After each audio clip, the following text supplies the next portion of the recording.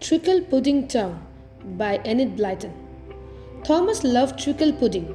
His mother used to make great big ones for her 4 children with golden syrup poured all over them. Thomas thought it was the nicest pudding in the world. He was greedy. He ate up his slice of pudding as quickly as he could so that he could have a second helping before anyone else did. "Don't gobble, Thomas," his mother said. But he gobbled because he wanted to have more than anybody else, so he went on gobbling. He gobbled his bread and butter at tea time so that he could have more cakes than anybody, especially if there was a chocolate cake. The other children went cross with him. "It isn't fair," they said. "You are greedy, Thomas, and you always try to have more than your fair share." One day there was a fine treacle pudding for lunch.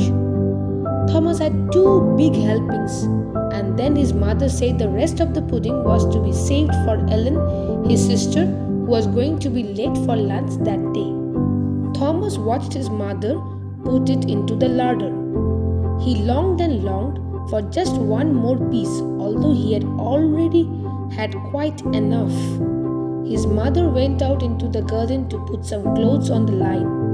Thomas opened the larder door and peeped inside. There was the rest of the treacle pudding, still on the dish, warm and sticky.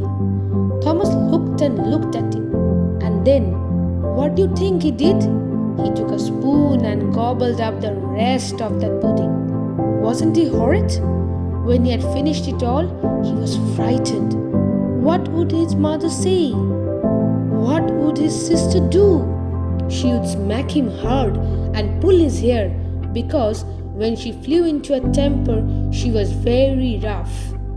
Thomas ran down the garden, squeezed through the hedge at the bottom, and sat in the field there. "I do wish I needn't go home again," he said to himself.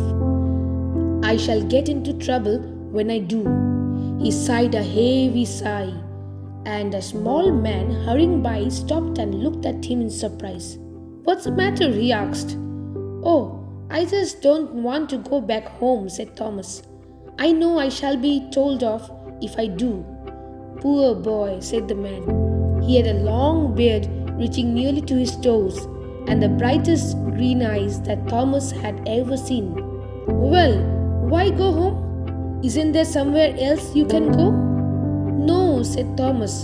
"But oh, how I wish I could go to some place where I could have treacle pudding and chocolate cake as much as ever I liked. I never have enough at home." "Dear, dear," said the little man. He was a brownie, though Thomas didn't know this. "Well, I think I can help you. What about coming with me to Treacle Pudding Town? It's not very far." Thomas could hardly believe his ears. Treacle Pudding Town? What a wonderful place it sounded. He jumped up at once. "I will go," he said. "Is there really plenty of treacle pudding there?" "Oh yes," said the brownie. "And chocolate cake too. It's a famous place for that, you know. They do nothing there but make and sell treacle puddings and chocolate cake. My cousin lives there. I will take you to stay with him if you like. He will be pleased to have you." Well, greedy little Thomas was only too pleased to go.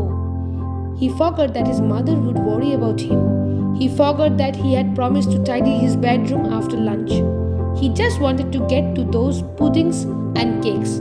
So off he went with the brownie. He went across the field, over the stile, and into the wood. And in the very middle of the wood was Treacle Pudding Town. Thomas stood and stared at it. It was a most extraordinary place.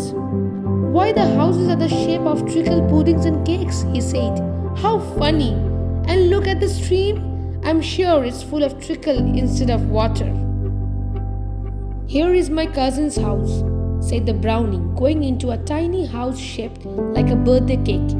The chimneys looked like 3 candles smoking. "Tippy, Tippy, are you in?" cried the brownie.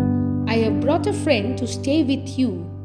"Very pleased to have him, I'm sure," said Tippy, who was a little man very like his cousin. He smelled of chocolate. In fact, the whole village smelled of chocolate and treacle. Thomas liked it. "Well, goodbye, Thomas," said the first brownie. "I hope you will have a good time. You can eat as much as ever you like here, you know." Thomas was so excited. "Can I really?" he said. "I didn't have much lunch. Can I have some treacle pudding?" "Certainly," said Tippy.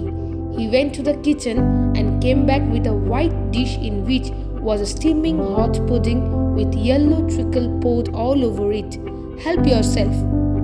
"I don't want any." Well, you may not believe it, but Thomas ate all that treacle pudding. Tippy saw the empty dish and grinned. "I have another pudding in the kitchen," he said. "Will you have it?" But dear me, Thomas felt as if he couldn't eat even a small slice. He shook his head. "I feel as if I want to go to sleep," he said. "I should think so," said Tippy. He showed Thomas a couch and the little boy lay down on it. He slept till tea time. Then he woke up. He smelled chocolate cakes baking and was glad. "Hello," said Tippy, coming in to lay the tea table. "Tea time, new cakes." Thomas got up and sat at the table. Tippy put 3 plates on the table. One had small chocolate buns on it, one had a round chocolate cake, and one had a square one. "Ha! No bread and butter," said Thomas, pleased. "Oh no," said Tippy, "just cakes. Help yourself. I don't want any." Thomas thought it was funny not to want any. Anyway, that left all the more for him. He ate all the little buns. He ate half the round chocolate cake, and then he began on the square one. But oh dear, what a pity! Before he was halfway through it, he suddenly felt as if he didn't want any more. What a waste of a cake! He drank his tea and went outside. All the shops sold treacle puddings and chocolate cakes. Nothing else at all. Thomas looked into 2 or 3 windows, and then he got rather bored with seeing the same things and wished he could find a toy shop, but there wasn't one. He found some brownie children and played with them for a long time. They liked him and asked him to go back to their home to have supper with them. Thomas was feeling hungry again. It was a long time since tea time. He went to their house, wondering what there would be for supper. What do you suppose it was? Yes, a great big treacle pudding. Thomas stared at it. He wasn't so pleased to see it as he had been to see the one at lunchtime. But all the same, he managed to eat 2 helpings of it. Then he went back to Tippy's house and undressed to go to bed. In the morning, he was very hungry again. He wondered if there would be bacon or kippers or eggs for breakfast, and perhaps cornflakes or porridge and toast and marmalade. Lovely, he ran downstairs. But good gracious, Tippy brought in a treacle pudding for breakfast. Thomas was really disappointed. "You don't look pleased to see my beautiful pudding," said Tippy, offended. "Well, there's nothing else. I haven't baked any chocolate cakes yet. Eat up your pudding." So Thomas ate it up, but somehow he didn't enjoy it. He was getting very tired of treacle pudding, and he was even more tired of it when lunchtime came and he found that there was nothing but chocolate buns and treacle pudding again. He felt as if he really couldn't eat any. "If only it was a rice pudding or stewed apples," said Thomas to Tippy. Tippy looked as cross as could be. "You horrid, ungrateful boy," he said. "What did you want to come to Treacle Pudding Town for? My cousin said you were a very greedy boy and would love to eat as much treacle pudding and chocolate cakes as I could cook for you. And now, the very first lunchtime you are here, you turn up your nose at my nice pudding? Eat it up at once, I tell you." "I can't," said poor Thomas. "I should be ill if I did. It looks horrid to me now, somehow, the treacle pudding." Tippy was very angry. He picked up the treacle pudding and threw it straight at Thomas.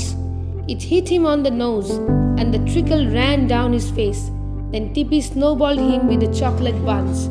Thomas ran out of the house crying. He was very unhappy and wanted his mother. He ran through the town. He ran through the wood. He climbed over the stile and ran across the field back to his home. He rushed up the garden and into the kitchen. There was his mother baking chocolate cakes.